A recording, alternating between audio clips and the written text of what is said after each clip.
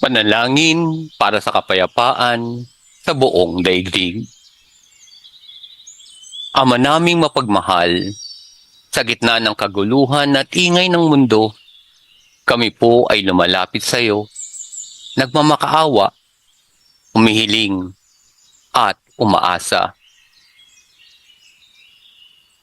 Pagmasdan mo po ang aming daigdig, puno ng alitan, digmaan, pagkawatak-watak. Maraming puso ang sugatan, maraming tahanan ang wasak.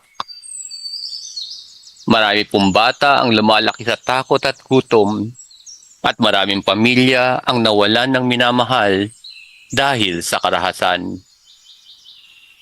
Panginoon, ikaw po ang Diyos ng kapayapaan. Ipadama po sa amin ang katahimikan na nagagaling lamang sa iyo. Hipuin mo ang puso ng mga pinuno ng bawat bansa.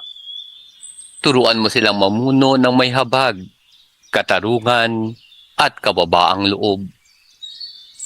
Hipuin mo rin po kami, O Diyos, na sa aming maliit na paraan, kami maging daan ng kapayapaan. Sa pamamagitan ng pagmamahal, pakikinig, at pag-unawa sa kapwa. Palitan mo ang galit ng pagpapatawad, ang pagkakahiwa-hiwalay ng pagkakaisa, at ang takot ng pag-asa. Bigyan mo po ng kapanatagan ang mga lugar na nasa digmaan. Ilayo mo po ang mga inosente sa panganib. Pagalingin niyo po ang mga sugatang bayan at pusong nawasak. At ituro mo po sa sangkatauhan na ang tunay na kapayapaan ay hindi bunga ng sandata, kundi ng pag-ibig. Panginoon, sa iyo namin inilalagak ang aming pag-asa. Ikaw ang aming liwanag sa dilim.